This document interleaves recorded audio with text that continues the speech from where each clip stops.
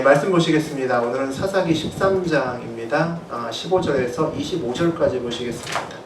우리 삼손 두 번째 시간이죠. 구약성서 385페이지에 있습니다.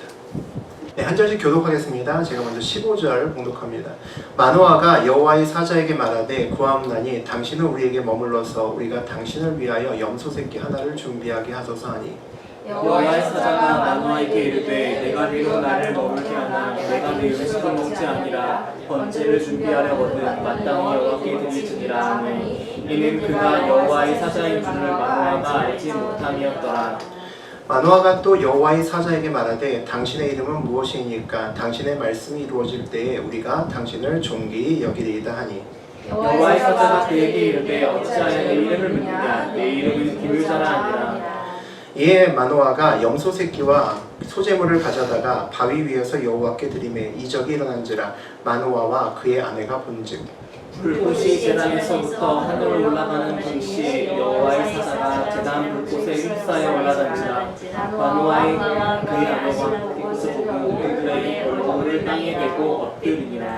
여호와의 사자가 마노아와 그의 아내에게 다시 나타나지 아니하니 마노아가 그제야 그의 여호와의 사자인 줄 알고 그의 아내에게 이르되 우리가 하늘을 보았으니 반드시 죽으리라 하니 그의 아내가 그에게 이르되 여호와께서 우리를 죽이려 하셨더라면 우리 손에서 번제와 소제를 받지 아니하셨을 것이요 이 모든 일을 보이지 아니하셨을 것이며 이제 이런 말씀도 우리에게 이르지 아니하셨으리이다 하였더라. 그 여인이 아들을 낳으며 그의 이름을 삼손이라 하니라. 그 아이가 자라매 여호와께서 그에게 복을 주시더니 함께 읽겠습니다. 소라와 에사올 사이 마하네단에서 여호와의 영이 그를 움직이기 시작하셨더라. 하나님 말씀입니다.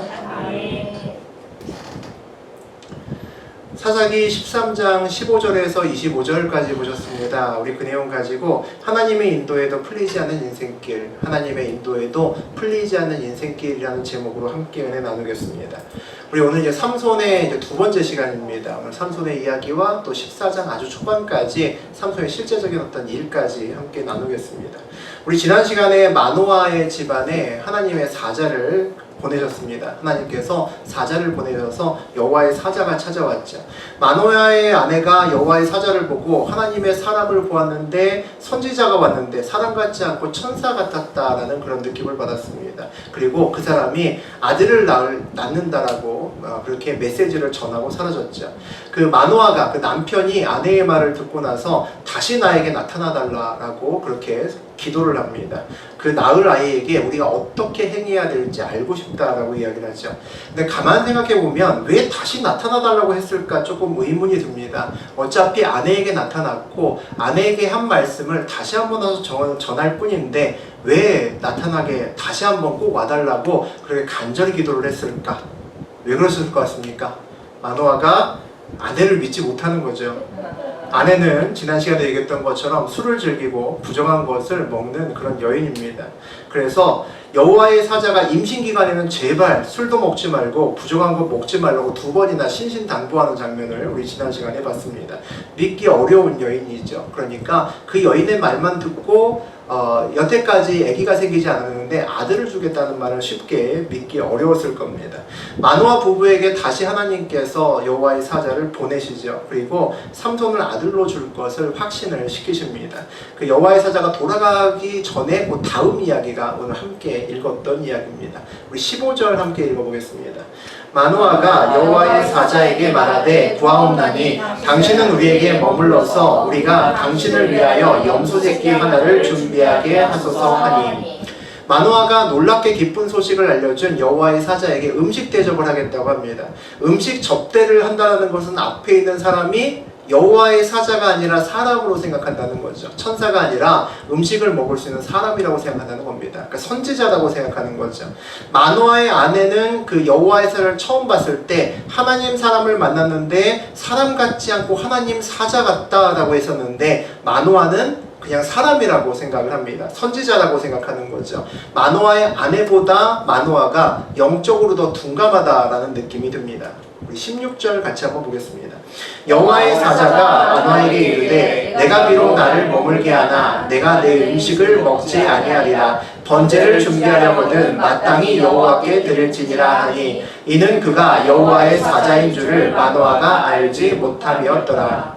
여호와의 사자가 기다릴 수는 있지만 음식은 거절을 합니다. 염소 새끼를 준비하려면 하나님께 제물로 준비해라 라고 이야기를 하죠. 내가 아니라 감사의 대상이 하나님께 해야 된다라고 가르치는 겁니다.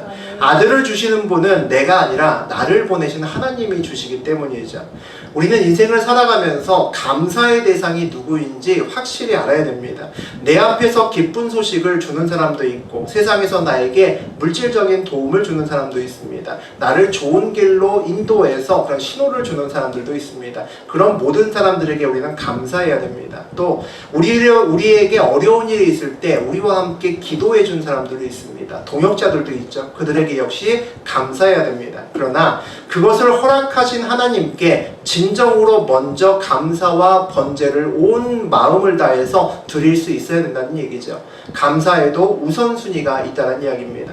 내가 누구에게 진정으로 감사드리는지 축복 받은 다음에 그 사람의 삶을 보면 알 수가 있습니다. 감사의 대상에 문제가 생긴 사람은 복의 관리가 잘 되지 않습니다. 복을 끝까지 누리기가 어렵다는 거죠. 축복을 받고 나면 복을 지키기 위해 챙기고 인사하고 고마워야 될 사람들이 많아집니다. 그리고 사업이 커지면 사업을 유지하기 위해서 시간이 부족하고 점점 바빠지게 마련입니다. 그러면 보통 대부분의 사람은 예배가 줄고 기도가 줍니다. 내가 받은 복이 정말 하나님께로 왔다라는 것을 내가 알고 믿고 하나님께 우선순위를 정해서 가장 큰 감사를 하나님께 드린다면 축복받은 이후에 축복을 주신 하나님을 더 붙들 수밖에 없을 겁니다. 마음을 드리는 예배와 예물을 드릴 수밖에 없다는 거죠. 그렇게 하지 않는다면 감사의 우선순위가 바뀐다는 겁니다. 내 입으로는 하나님께 가장 감사한다고 하지만 내 몸은 나를 도와준 다른 사람들 또 일에 더 집중할 수밖에 없다는 거죠. 이는 그가 여호와의 사자인 줄을 마노아가 알지 못함이었더라. 아직 마노아는 여호와의 사자를 선지자라고 생각한다라고 되어 있습니다. 우리 17절하고 18절 보시겠습니다. 마노아가 또 여호와의 사자에게 말하되 당신의 이름은 무엇이니까 당신의 말씀이 이루어질 때에 우리가 당신을 존귀히 여기리다 하니 여호와의 사자가 그에게 이르되 어찌하여 내 이름을 묻느냐 내 이름은 기묘자라 하니라. 당신의 이름이 무엇입니까? 당신의 말씀이 이루어질 때 우리가 당신을 존귀히 여기겠습니다. 마노아가 다시 하나님 사자의 이름을 묻습니다. 물론 선지자라고 생각했겠죠. 영적으로 답답한 마노아입니다. 여호와의 사자에게 내가 음식을 대접한다고 했을 때 내가 아니라 여호와께 번제를 드려라 라고 이야기했습니다. 그런데 마노아는 여전히 자기 앞에 기쁜 소식을 전달하는 이 선지자에게 관심이 많습니다. 그 사람의 이름을 다시 묻는 거죠. 이 기쁜 소식이 정말 이루어지면 그 이름에 당신의 이름에 내가 경배를 드리겠다라는 겁니다. 하나님께 감사라고 했는데도 계속 눈앞에 있는 선지자에게 이름을 묻습니다. 하나님을 잊은 세대의 특징이죠. 마노아의 아내는 술을 즐기고 부정한 것을 먹는 것을 마다하지 않는 그런 여인이었습니다. 남편 마노아는 영적으로 둔하고 또 아내를 잘 믿지 못하는 그런 남편이었습니다.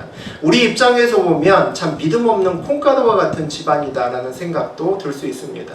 왜 하나님은 굳이 많은 가정 내비두고 이런 가정을 굳이 선택하셔서 사사인 삼손을 이 가정에 주셨을까 의문이 들기도 합니다. 물론 하나님께서는 대부분의 우리가 성경책을 읽다 보면 약한 사람을 들어 쓰십니다. 남들은 보잘것없다라고 하는 사람을 들어 쓰셔서 하나님이 정말 살아계신다라고 하는 것을 알려주시죠. 그런데 이런 가정을 쓰실 수밖에 없는 시대적 배경이 있습니다. 우리 지난 시간에 40년 동안 블레셋 사람들 손에 이스라엘 백성을 넘긴 것은 이때가 처음이라고 했습니다. 가장 긴 기간이라고 했죠. 이렇게 긴 기간 동안 블레셋에서 넘겨서 고생을 시켰는데 놀랍게도 하나님을 찾지 않는 세대가 이 세대입니다.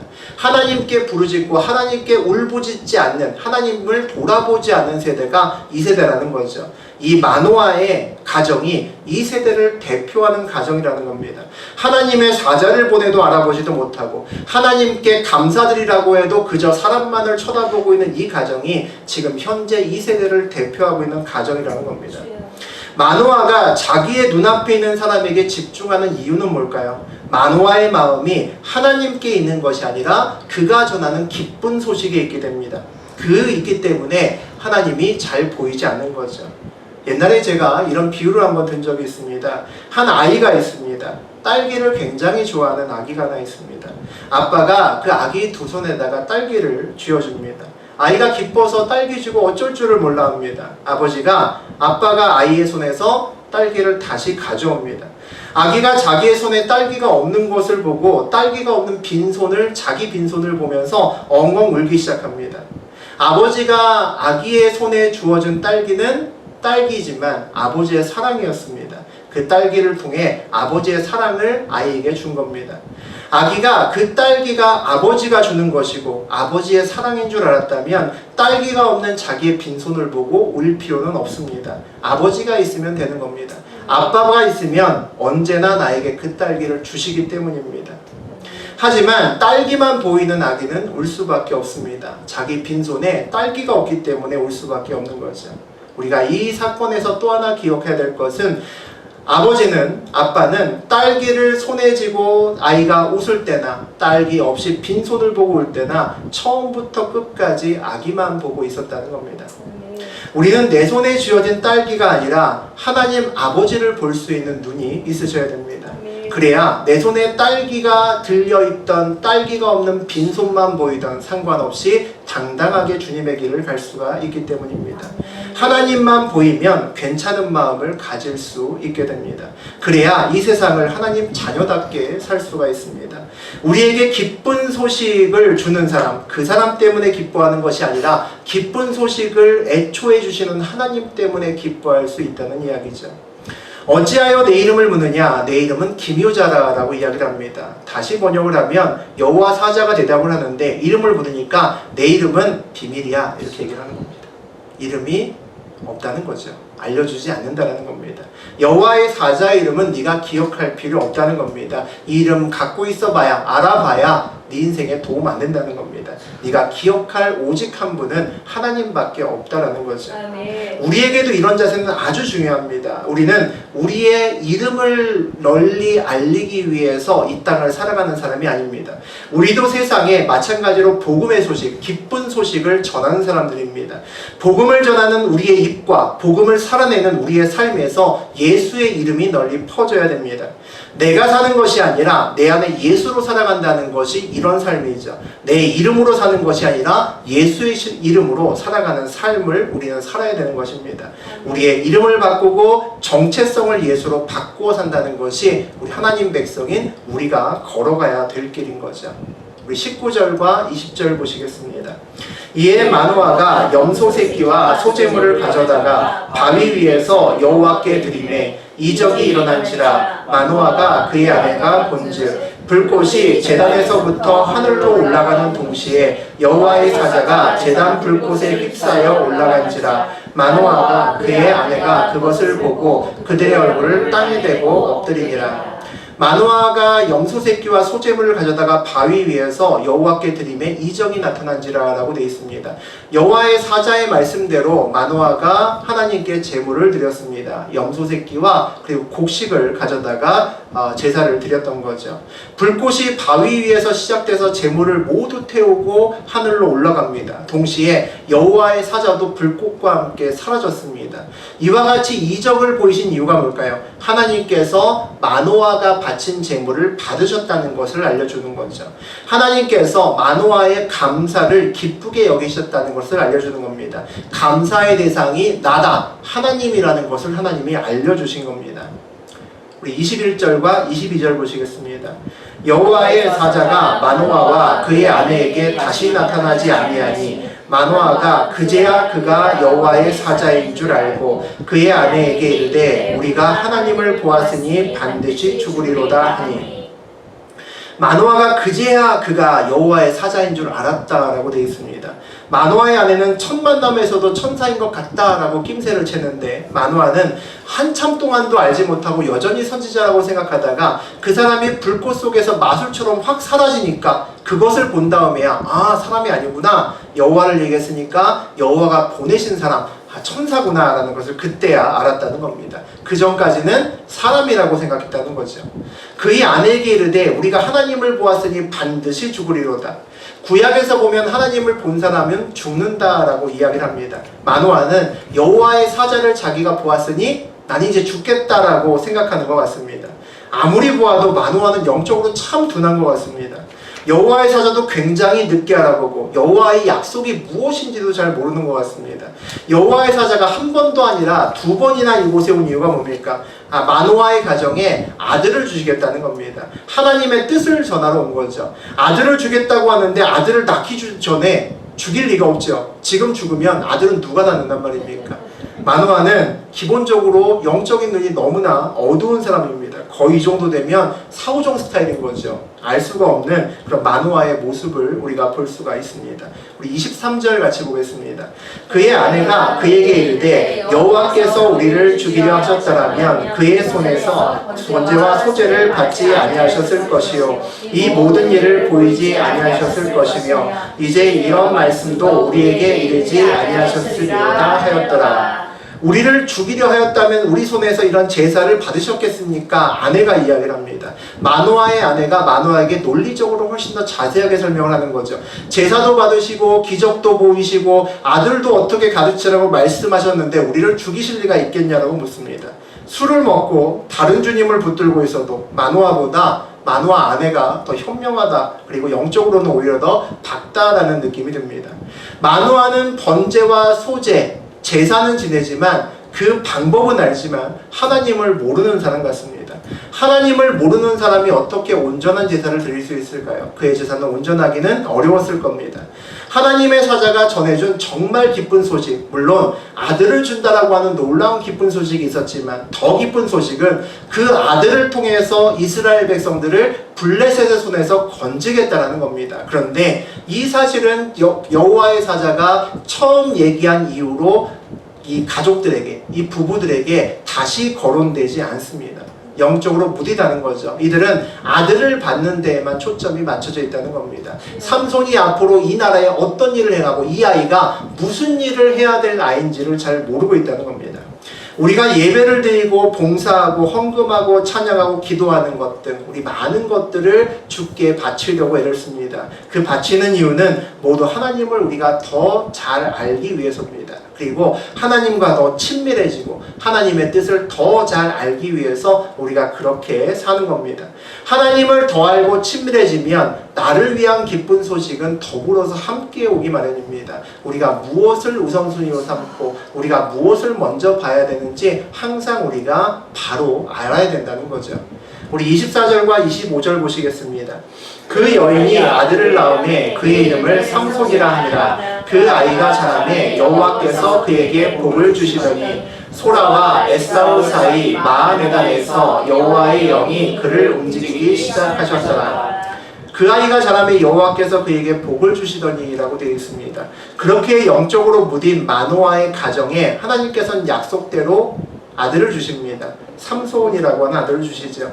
하나님께서 삼손을 인도하시면서 하나님의 보호하심 속에서 성장하는 모습을 우리가 24절에서 보실 수 있습니다. 사사기에 있는 모든 사사 중에서 뱃속부터 하나님이 선택하시고 자라게 하시고 복을 주신 사사는 삼손이 유일합니다. 삼손이 유일하게 어렸을 때부터 하나님께서 친히 키우시고 아버지의 영으로, 하나님의 영으로 삼손을 이끄셨던 그런 사사입니다. 여호와의 영이 그를 움직이기 시작하셨더라라고 되어 있습니다. 소라와 에스더 사이에 있을 때 여호와의 영이 친히 삼손에게 처음으로 임재하기 시작하셔서 삼손을 움직이십니다. 삼손에게 명령하시고 움직일 수 있도록 도우신다는 거죠.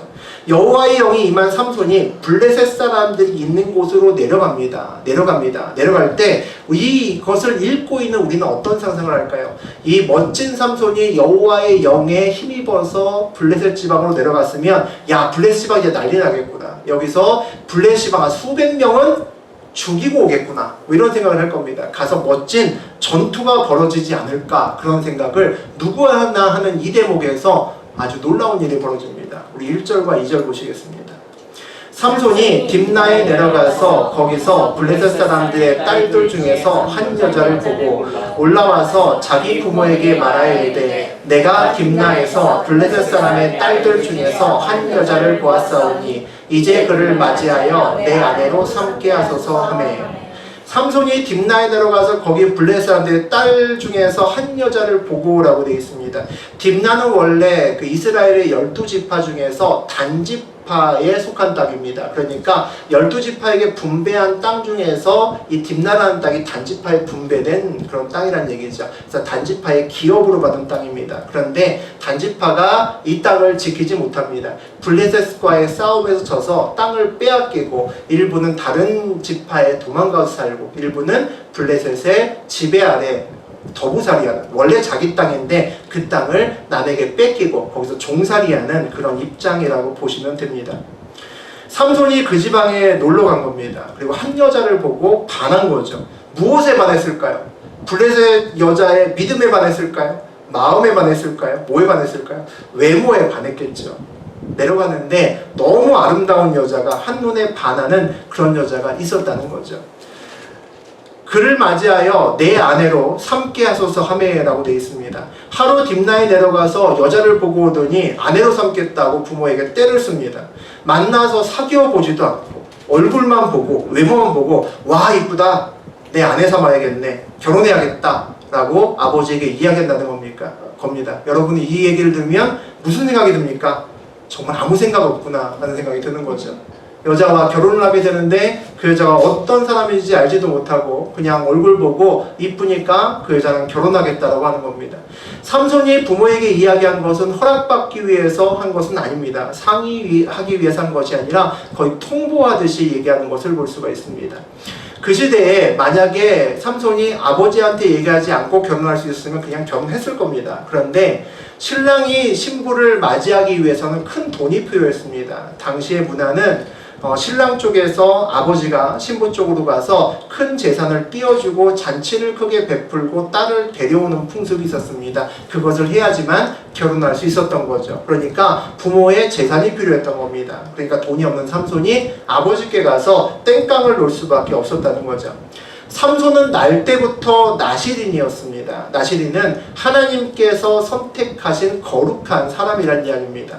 날 때부터 나시린은 하나님의 사람으로 이미 거룩하게 결정이 되었기 때문에 평생 머리를 잘라서도 안 되고 포도주와 같은 술을 먹어서도 안 되고 시체와 같은 부정한 것을 만져서도 되지 않는 사람입니다. 그런데 그가 오늘 이방인과 결혼하겠다라고 그럽니다. 삼손이 도대체 어떻게 자라고 살았는지 그가 어떤 행실을 갖고 살았는지를 이 한 가지만 봐도 우리는 알 수가 있습니다. 부모의 반응을 보겠습니다. 우리 3절 보죠.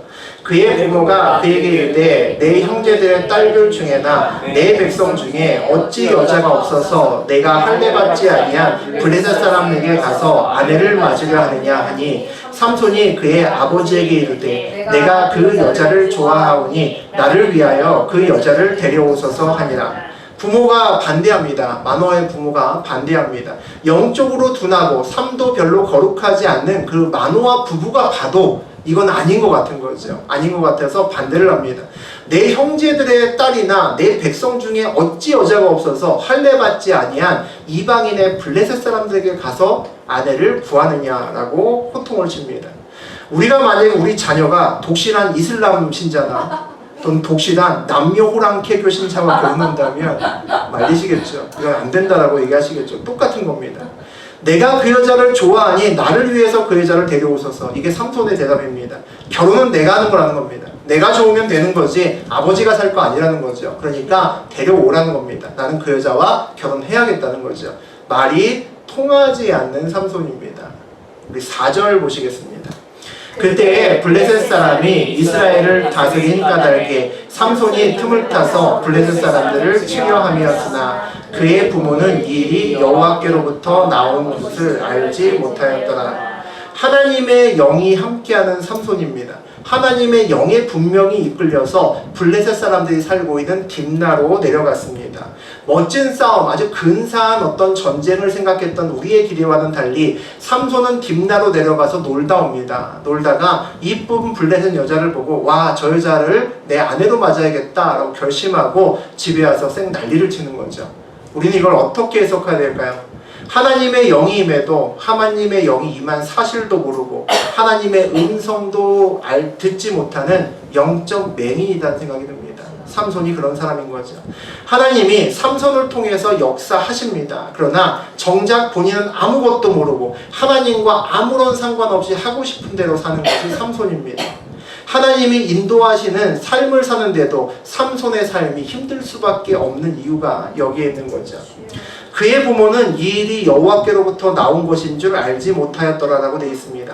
삼손뿐만 아니라 삼손의 부모도 하나님의 영이 삼손에게 임한 줄 알지 못한다는 겁니다. 모두 영적으로 맹인이라는 거죠. 영적으로 눈이 감겨져 있다는 겁니다. 하나님께서 인도하시고 역사하셔도 아무도 그것을 보지 못한다는 겁니다. 여호와의 사자를 통해서 부부는 이미 삼손의 사명이 무엇인지 들었습니다. 마노아 부부에게 왜 삼손을 주셨는지, 그 부부가 아이가 없다가 아들인 삼손을 가지고 너무 기뻐서 박수치라고 삼손을 주신 것이 아닙니다.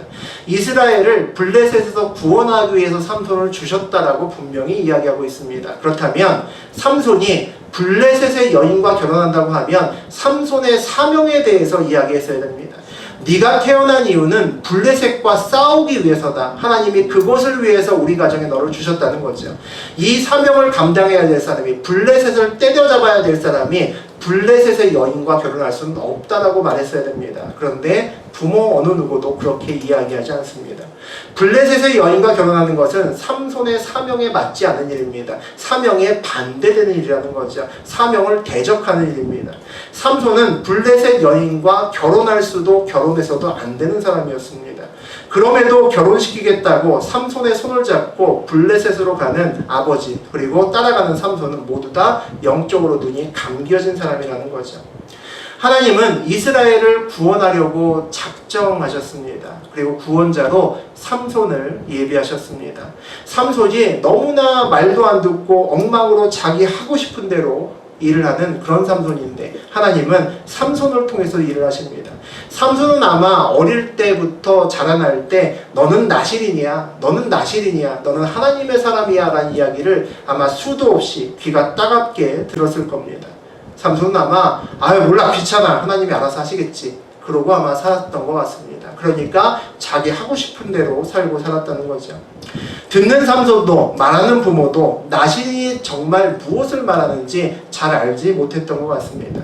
하나님이 어떤 분이신지도 잘 알지 못하고 사명이라는 것이 무엇인지, 사명을 어떻게 감당해야 되는 건지도 잘 알지 못했던 것 같습니다. 하나님이 우리를 쓰기로 작정하시면 우리가 아무리 개판으로 살아도 하나님은 우리를 사용하십니다. 우리가 정말 하나님의 등을 져서 정말 엉망으로 살아도 하나님은 우리를 사용하십니다. 하나님은 우리의 삶과 상관없이 하나님의 계획을 이루시는 분입니다. 하나님은 손해보실 것이 없습니다. 그러나 문제는 우리에게 생긴다는 거죠. 하나님의 선택을 받고 쓰임받는다는 것은 무엇과도 바꿀 수 없는 큰 기쁨입니다. 우리가 영적으로 깨어있으면 쓰임받는 길은 기쁨의 길입니다. 그 길을 걸어가다가 어려움이 있어도 늘 하나님의 도우심이 있고, 내 앞에 아무리 큰 장애물이 있어도 하나님의 크고 능하신 손으로 그 장애물을 부술 것이기 때문입니다.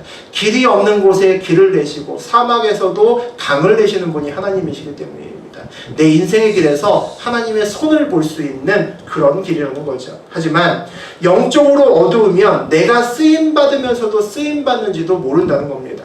하나님이 하나님의 계획에 따라 인도하셔도 왜 그곳에 갔는지조차 모른다면 도구로 사용되지만 내 인생에 기쁨이 있을 수가 없습니다. 힘들다는 거죠. 하나님이 인도하셔도 자꾸 자기가 원하는 다른 길을 고집하면서 꾸역꾸역 갑니다.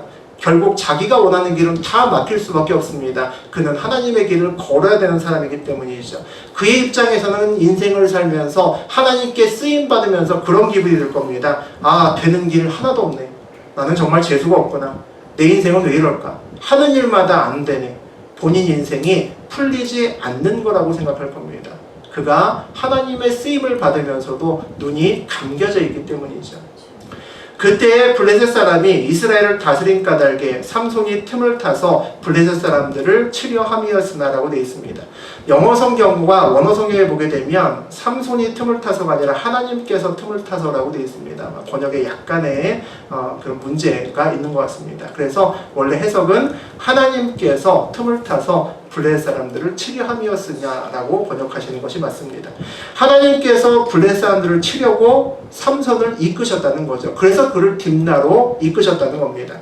하나님의 영이 삼손을 딥나로 이끌어서 블레셋 사람들이 있는 곳으로 가게 만드셨습니다. 왜 가게 만드셨을까요? 블레셋 사람들을 칠 타이밍이 되었기 때문입니다. 그런데 삼손은 엉뚱하게 딥나에 가서 블레셋의 예쁜 여인을 보고 와서 엉뚱한 소리 하는 거죠. 그와 결혼하겠다라고 이야기합니다. 만약에 삼손이 영적으로 깨어있었던 사람이었다면 블레셋 여인과 결혼할 생각조차 하지 않았을 겁니다. 내려갔다면 블레셋 사람들이 어디 모여있고 어디를 쳐야 블레셋 사람들이 쉽게 이곳을 공략할 수 있는지 가서 정탐을 하고 왔겠죠. 그러면 삼손이 고난을 겪을 일도 없었을 겁니다. 삼손의 고난은 엉뚱한 딥나에 가서 그가 그곳을 보고 오는 것이 아니라 엉뚱한 여인을 보고 와서 결혼하겠다라고 결정한 순간부터 그의 인생은 아주 크게 꼬이기 시작합니다. 삼손의 고난의 시작은 본인의 사명과 반대되는 일을 선택함으로써 시작이 이루어진다는 거죠. 하나님이 그의 삶의 선택까지 책임지지는 않으시기 때문입니다. 그것은 선택한 그 사람의 몫이라는 거죠. 그래서 믿음이 중요합니다. 그래서 영적으로 깨어있는다는 것이 중요한 거죠. 삼손은 우리 다음 시간부터 계속 보시겠지만 정말 지 맘대로 살아갑니다. 그런데 그의 인생에서 하나님의 계획은 하나하나씩 정확한 타이밍에서 성취되어 갑니다. 이유가 뭘까요? 하나님의 영이 삼손을 이끌어 가시기 때문입니다. 하나님의 영이 이끌어간다는 것은 우리에게 무엇을 얘기할까요? 하나님께서 우리의 삶에 들어와 계신다는 겁니다. 그게 하나님의 영이 우리를 이끄신다는 거죠. 하나님이 우리의 삶에 들어와 계시면 내 삶의 모든 것에 의미가 부여된다는 겁니다. 내 삶의 모든 영역에서 하나님의 임재가 느껴진다는 겁니다. 내 삶의 모든 것이 하나님과 연결된다는 거죠. 놀라운 사실입니다. 그런데 내 눈이 감겨져 있으면 그것이 보이지 않는다는 겁니다. 하나님과 연결되어 있는 모든 것이 내 뜻을 방해하는 것으로 보인다는 거죠. 하나님은 나를 통해서 나를 사용하시면서 본인의 뜻을 이끌어 가시고 본인의 계획대로 진행해 가는데 나는 그 길을 가는 것이 힘들고 어렵고 하는 것마다 안 된다라고 느껴질 겁니다. 세상에서 사는 것은 쉽지가 않습니다. 저도 세상에서 오랜 동안 치열하게 경쟁하면서 그렇게 살아봤어서 압니다. 아마 우리 임마누엘교회 성도님들도 마찬가지일 겁니다. 밖에서 쉽지 않은 사람들과 만나고 쉽지 않은 장소에서 일하고 정말 어려운 곳에서 때로는 그만두고 싶다라는 생각을 하면서 아마 그 자리를 지키고 계실 겁니다. 하지만 하나님을 정말 믿는다면 그 와중에서 여유를 가지고 살 수 있으셨으면 좋겠습니다. 왜냐하면 우리가 믿음을 가지고 하나님의 일을 걷기만 하면 우리가 하나님의 손을 볼 것이기 때문입니다. 하나님의 영이 나를 반드시 이끌어 가실 것이기 때문입니다. 하나님의 영이 이끌어 간다는 이야기는 저와 여러분의 삶에 하나님이 들어오신다는 겁니다. 세상에 묶여서 바둥바둥 사는 것이 아니라 내 인생에 이미 들어오신 하나님과 묶여 산다는 것을 잊지 않으셨으면 좋겠습니다. 그 사실 하나만 봐도 우리 인생은 힘이 나는 겁니다. 내가 세상에 묶인 것이 아니라 하나님께 묶인다는 것을 알게 되면 세상에 어떤 일이 있어도 나는 믿음으로 그것을 이겨낼 수 있기 때문입니다. 하나님의 인도함에도 풀리지 않는 인생길이 있습니다. 내 영적인 눈이 갇혀 있으면 하나님이 인도하시는 그 길이 내 눈에 보이지 않기 때문입니다. 여러분의 영적인 눈이 떠지셨으면 좋겠습니다. 여러분이 하나님을 믿고 하나님을 바라고 하나님께 기도하고 그렇게 발걸음을 옮긴다면 그 여러분의 인생길은 반드시 하나님의 영이 여러분을 이끄시는 인생길이 됩니다. 그러면 그 길은 반드시 풀릴 수밖에 없습니다. 여러분에게 필요한 것은 하나님이 내 인생을 이끄신다라고 하는 믿음과 그리고 내 영적인 눈이 띄어져서 하나님께서 나를 어디로 인도하시는지 보는 눈입니다. 그 눈이 있으면 여러분의 인생은 풀리지 않을 수가 없는 인생길이 될 겁니다. 끝까지 주님의 인도하심을 받으면서 여러분의 인생길 자체가 하나님과 함께 동행하면서 풀리는 인생길이 되기를 주의 이름으로 축원합니다.